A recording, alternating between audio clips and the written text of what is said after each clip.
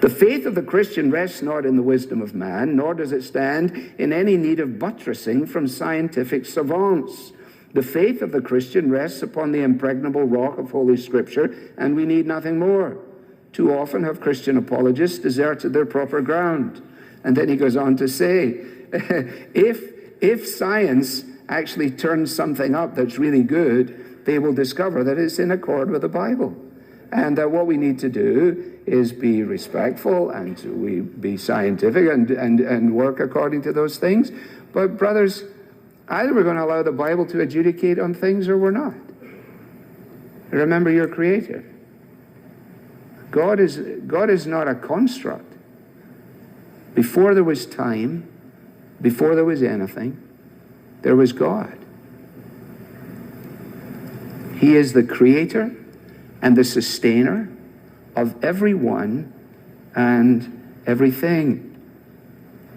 And our students need to be able to get to grips with that, and we need to be able to help them. And I don't think the answer is in providing them a series of proof texts, but enabling them to think biblically about everything. So that if they do study art or whatever it might be, being able to see that when Gauguin, the post-impressionist painter, writes on one of his manuscripts, which is in the Boston Museum of Fine Arts, he writes out of his Roman Catholic background where he was catechized, but a catechism that has left him bereft, and now he is exploring life in an entirely different way. And the only canvas apparently on which he wrote 3 questions. D'où venons-nous? Que sommes-nous? Où allons-nous? What was he writing? Where do we come from? What are we? Where are we going? Well, the writer says, this is where we start. The God who made the world and everything in it.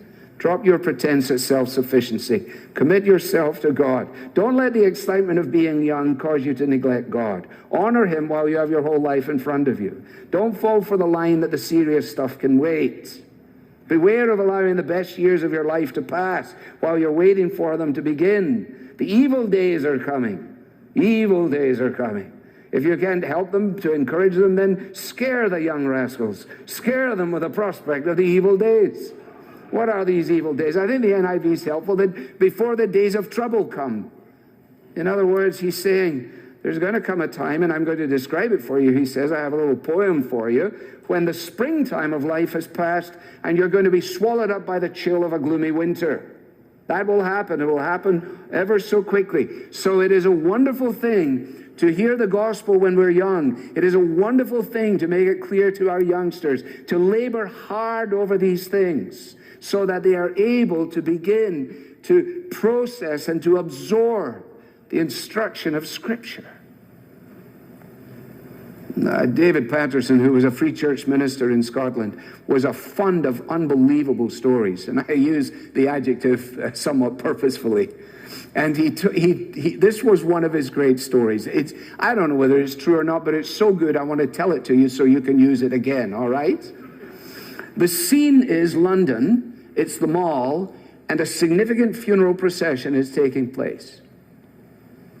In the crowd, as they watch this procession heading towards Westminster Abbey, a gentleman stands, and next to him, a tramp, a bum, very poorly dressed. He removes his hat, and as the cortege passes, the gentleman hears him saying, "Aye, you were right, Davy. You were right." And he said it again. The stranger turned to him and he said, "Why do you say that?" "Well," said the tramp, "this is the funeral procession of David Livingstone." Well, the man said, "We all know that. That's why we're standing here." The man says, "Yes, but what you do not know is that David Livingstone and I were both born in Blantyre, outside of Glasgow. We both went to the same Sunday school.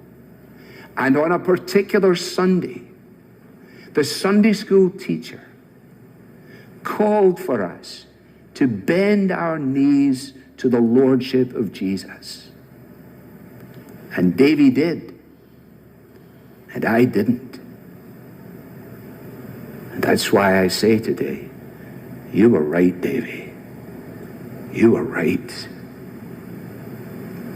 Remember your Creator. Children can trust Christ. We're not praying for young people to be interested in religion, to be churched, we're praying for them to be converted. And the writer says, that's what it means to remember, to give up a sense of self-sufficiency and self-adequacy and the fact that I can find the answers down all these streets, to say, no, they're dead-end streets here in the opportunity of youth. Secondly, and more quickly, recognizing what he then points out concerning the frailty of life. And in this, we have some of these delightful words that he's referred to in verse 10. And these words of delight, these truthful words. And what he's saying is that the time to reckon with these prospects that he's about to describe is while you can still remember, is while you still have the opportunity to do something about it, so that you might minimize a sense of regret. And what he describes, and some of you will have preached from this, I'm sure, is simply the fading of physical and mental powers, the passing of old friends, the conclusion of routine customs and trips and long-held ambitions. If you have been living your life hoping to break 80 on the golf course, you've now reached the point where there's more chance of you breaking your leg on the golf course than of breaking 80. It's over. It's over. We don't need to hear about when you were a great triple jumper. You can hardly get in and out of your car. It's obvious to everyone. How did this happen so quickly? He's using these amazing powers of language to make the point. And those who have helped us best in contemporary songwriting, at least in the 20th century, have been masters with words. None better, of course, I think, than Paul Simon. So, for example, old friends.